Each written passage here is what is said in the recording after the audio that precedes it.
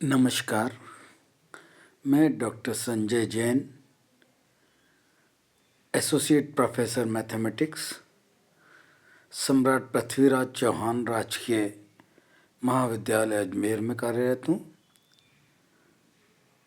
पूर्व में मैं आपको अवकलन गणित के एसिम्प्टोट वाले चैप्टर पे 4 लेक्चर दे चुका हूँ, जिनमें हमने पहले लेक्चर में एसिम्प्टोट क्या होता है, क्या डेफिनेशन होती है। दूसरे लेक्चर में हमने पैरेलल एसिम्प्टोट्स की बात की थी और पैरेलल एसिम्प्टोट एक्सिस के पैरेलल वाली बात की थी, जिनमें हमने कोफिशिएंट एक्स और वाई के जो कोफिशिएंट्स होते थे हाईएस्ट घात के, उनको 0 के बराबर इक्वेट करके हम पैरेलल अक्षों के एसिम्प्टोट्स निकालते थे। जब अक्षों के पैरेलल एसिम्प्टोट नहीं होते हैं तब हमने ये मानते हुए कि y = mx + c एसिम्प्टोट बनती है कर्व की, जिसके लिए m और c के वैल्यू डिफरेंट फॉर्मूले से निकालते हैं। इसके लिए हमने नेक्स्ट लेक्चर लिया था, जिसमें m के डिफरेंट मान के लिए c के कैसे मान निकाले जाते हैं, उस पर हमने एक्सरसाइज की थी। ये हमने एसिम्प्टोट्स के लिए इक्वेशन निकाले थे और जब n घात की समीकरण दी हो तब निकाले थे। एल्जेब्रिक मेथड था जिसमें c और m की वैल्यू निकालते थे, और ये निकालने के बाद अगर m की वैल्यू 1 से ज़्यादा बराबर आए ज़्यादा वैल्यूज़ के लिए, तो हम c के मान निकालने के लिए एक घातीय ये वाला फॉर्मूला काम में नहीं ले सकते हैं। तब हमने ये c के लिए 2 और 3 वाले पिछले लेक्चर में हम बात कर चुके हैं। 2 इक्वल हो m के वैल्यू तो ये फार्मूला लेते हैं 1.13 वाला, और अगर ज़्यादा होते हैं तो 1.14 वाला फार्मूला काम में लेता है c के लिए। इसके बाद हमने न्यूमेरिकल क्वेश्चन किए थे जिनमें m के मान डिफरेंट हैं। यहाँ m के 3 मान आने चाहिए, 2 इमेजनरी आ रहे हैं, एक रियल आ रहा है और तीनों ही डिफरेंट है। तो हमने c के डिफरेंट मान निकाले और हमने एसिम्प्टोट्स बताइए यहाँ पे, और इमेजनरी वैल्यू के लिए इमेजनरी होती है तो एक ही मान m का मिला और एक वैल्यू c की निकाल के, और हमने एक एसिम्प्टोट बता दी, 2 इमेजनरी है क्यूबिक कर्व की। इसके बाद अगला एग्जाम्पल लिया था हमने, इसमें m के तीनों डिफरेंट वैल्यू आ रही है, उसके करस्पॉन्डिंग हमने c की तीनों डिफरेंट वैल्यू निकाली है, और तीनों डिफरेंट वैल्यू निकाल के ये 3 हमने एसिम्प्टोट्स बताई थी। ठीक है। थर्ड एग्जाम्पल लिया था हमने, ये m के तीनों वैल्यू डिफरेंट है, पर यहाँ पे 2 डिफरेंट m के वैल्यू के लिए c के वैल्यू सेम आ रहे हैं। c के वैल्यू सेम आ रहे हैं तो 2 y एक्स और y एक्सिस हमको y = mx + c में रख के m के डिफरेंट मान होने से 2 डिफरेंट एसिम्प्टोट मिलेंगे, तीसरा ये मिलेगा। यहाँ मैंने आपको उस समय भी बताया था कि m के डिफरेंट मान के लिए c के मान सेम हो सकते हैं। आज जो हम बात करने वाले हैं कि m के सेम मान हों तब हमें क्या करना चाहिए, कौन से फॉर्मूले से c की वैल्यू निकलेगी, ये आज हम करना चाह रहे हैं।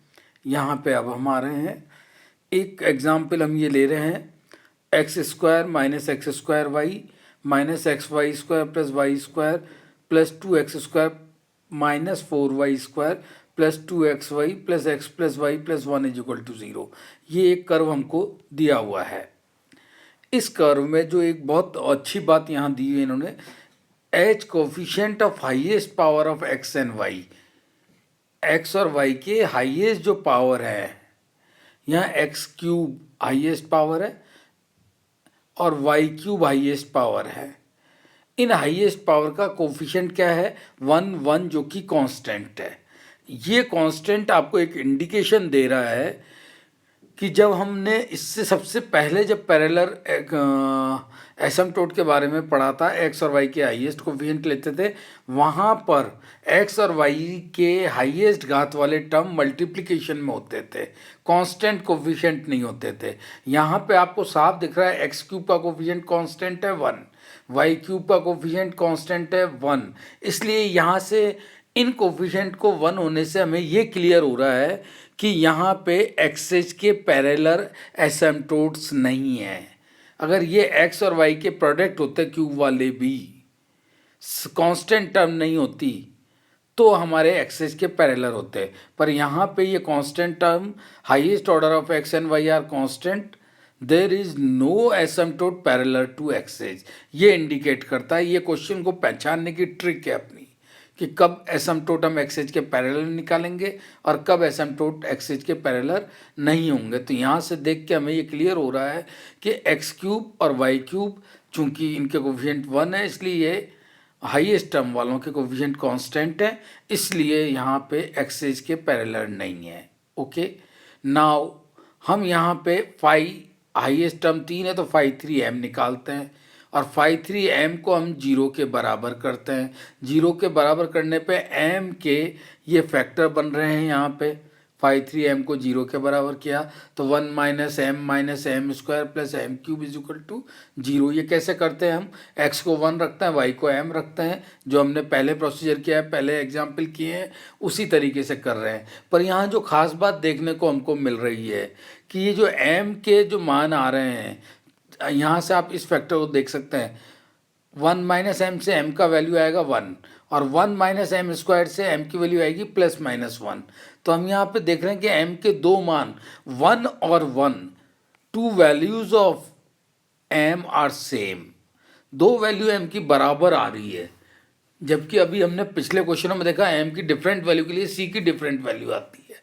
अब m के दो मान समान है तो c के भी दो मान समान आएंगे तो एक ही एसिम्पटोट मिलेगा, इसलिए यहाँ पे हम c का दो मान जो m के बराबर है उनके लिए c का पुराना वाला फॉर्मूला काम में नहीं ले सकते हैं। लेकिन जो ये थर्ड है -1, ये सिंगलटन है, एक ही बार आ रहा है m का वैल्यू -1, इसके लिए हम c पिछले फार्मूले से निकाल सकते हैं और पिछले फार्मूले से निकाल के c की वैल्यू हमने निकाली तो c की वैल्यू आ रही है 1 और m की वैल्यू है -1।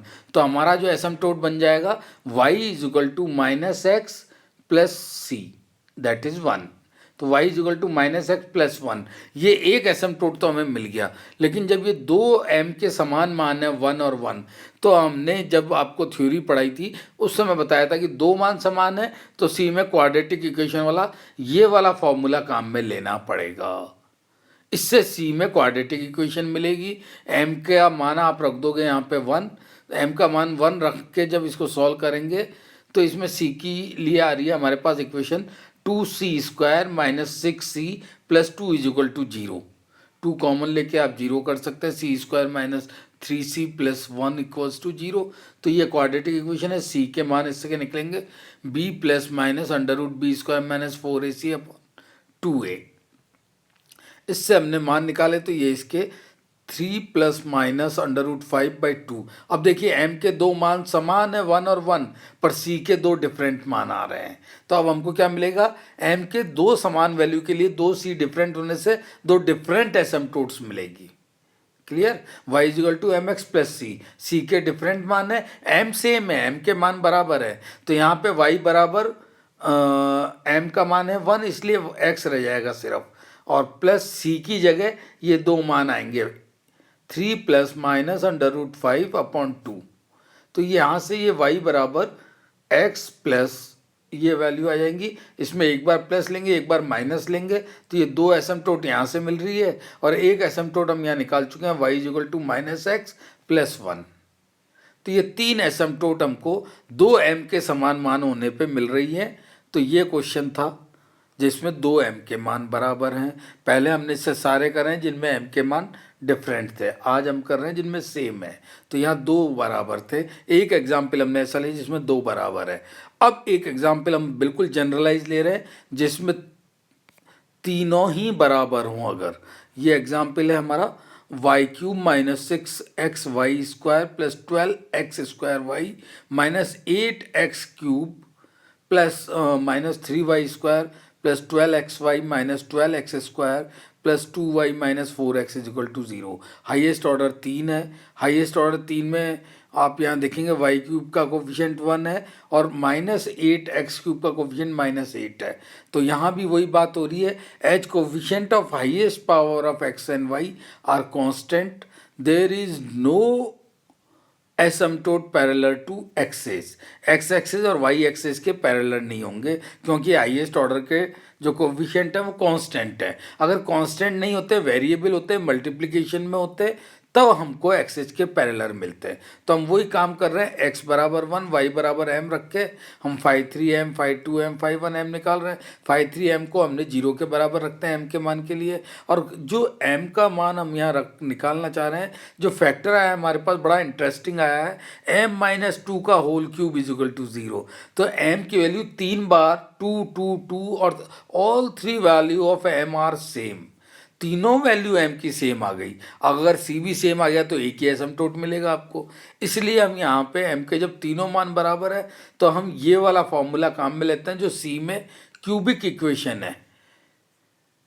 जब तीनों मान बराबर हो तो ये क्यूबिक इक्वेशन वाला फार्मूला काम में लेते हैं, दो मान बराबर होते हैं तो क्वाड्रेटिक वाला सी का फार्मूला काम में लेते हैं। तो m बराबर 2 के लिए हम ये क्यूबिक वाला ले रहे हैं, तो हमें सी में क्यूबिक इक्वेशन मिल रही है c cube minus 3c² plus 2c is equal to 0।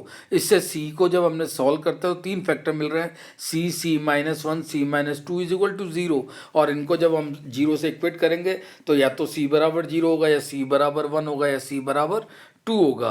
तो m के तीन सेम मान 2 2 2 के लिए c के 3 डिफरेंट मान आ रहे हैं 0 1 2, और ये डिफरेंट आ रहे हैं इस फॉर्मूले को, क्यूबिक फार्मूला जो सी में है उसको काम में लेने से।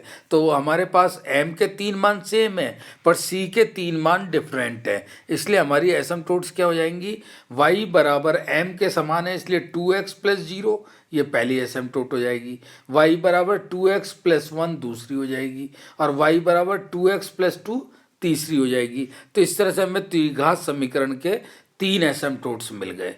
ठीक है, और यहाँ जो आज हमने लिया है जब m के मान समान हो, पहले एग्जाम्पल में m के दोनों मान समान थे, दूसरे में m के तीनों मान समान है, तब हमारे c के वैल्यू कैसे निकालते हैं। तो आज ये हमने आपको कराया है, और ये प्रैक्टिस के लिए कुछ क्वेश्चन हम यहाँ दे रहे हैं, इनमें आपको सॉल्व करना है, और इनमें ज़रूरी नहीं है m के मान समान आए।